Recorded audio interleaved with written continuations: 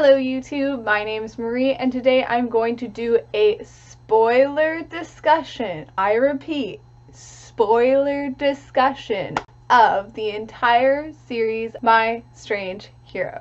If you don't want to hear spoilers, don't worry, I have a non-spoiler first impression video and I'll have that linked down below. And before we begin, I'm going to just throw out my overall rating for the show being a 4.5 out of 5 stars. If I had binged this series, I do think I would have given it a perfect score, but because I watched about the first 12 episodes really quickly, then took a break from it, and then watched the last 4 over like 2 weeks, I felt almost like it was a chore to finish.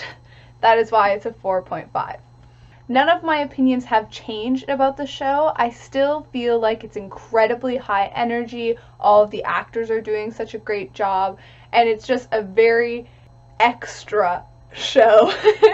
Also, there's shaky cam, and not just a little bit, like I say in my first impression. It continues. The shaky cam continues through the entire series, all the way to the last episode, which great last episode, by the way. Did anyone else feel very satisfied by that conclusion? It felt very uplifting. It felt like it tied enough things up.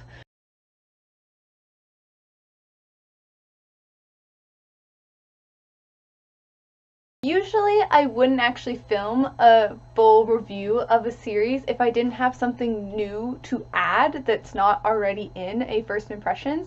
And in this case, I rewatched the first impressions and I realized I did not give enough credit or attention, tender love and care, lip service. I did not do nearly enough for the second male lead. So let's talk about him. His performance is wonderful. This boy, this man, this actor needs to get a lead role. You know, I've seen him in so many things. He was recently also in My Ideas of Gangnam Beauty. He's also in Reunited Worlds, and he's in, there was a couple others that I've seen him in recently, but he's so good every time that I see him, and in this role in particular, he's given so many dramatic moments where you really get to see his hard work and talent displayed on screen. He can go from looking absolutely insane, like this guy's smile when he's trying to be like that creepy, like, ooh, like, you're gonna hurt me, manipulate my downfall or something. Like, I believe him as a villain, but I also believe him as like a romantic interest because he's an incredibly endearing and relatable villain, and that's so great to see because you root for him, like you want him to succeed. And I really enjoyed his redemption arc. I loved the fact that in the end he is the one that gives over a lot of the incriminating evidence because he's finally cut off ties with his awful mother. Oh my goodness, this woman is so awful. The true villain is definitely his mother. So if there wasn't that true villain of his mother, I don't know if he would have had such a great redemption arc. I loved how self-aware he became. There's a moment last episode, I think, where he is talking to the male lead and he says, like, I did these awful things because I was jealous of you, because I wanted to be you, and like all of this very introspective. And I loved how you see him later and he actually picks up his mother and he's like, I am now done with this whole situation, but he does it in a way that is not very hostile. You can see that it's coming from a place of personal growth. For him to be the best he can be, he needs to have that closure with his mother. And I actually like him a lot more than the female lead. The female lead, for me at least, started off really up high, and then she kind of like lost a lot of momentum for me as the series went on, and I think that is because she is robbed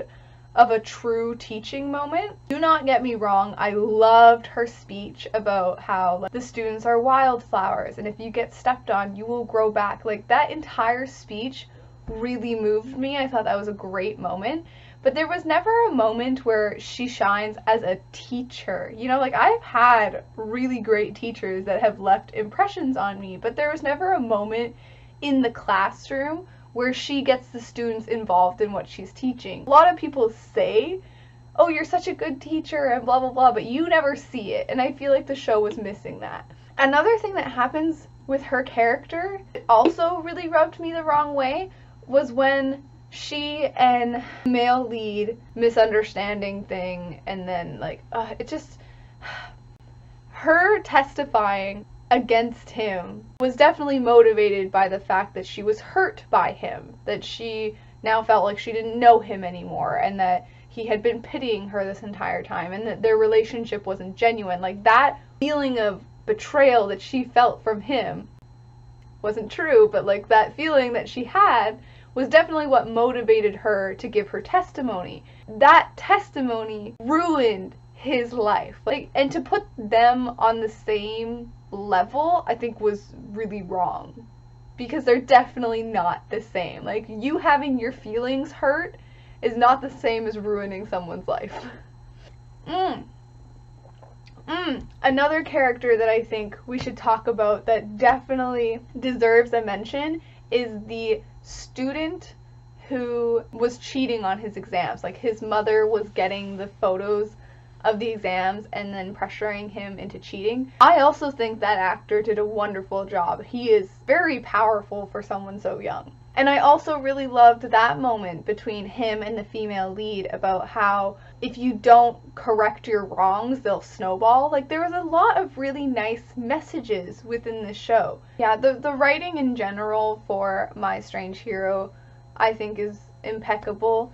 Certain characters mirror each other, and I'm talking about the second male lead and then that student that I already mentioned who was cheating on his exams.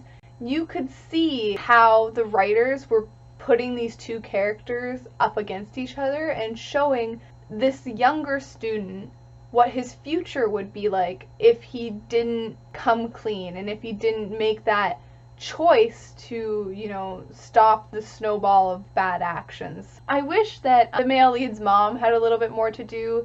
She's one of my favorite actresses. She's actually like one of my bonuses if you've watched that video. And I think she was underutilized. She's a really great actress, and they didn't do much with her at all. Except for that moment between her and the second male lead was really nice as well, where he comes and gives him the black bean noodles, and she's like, I could see the hunger for affection in your eyes. Like, Okay, and let's do a quick life update right now, shall we? Because I'm not going to be posting as much this week and next week and possibly the week after that.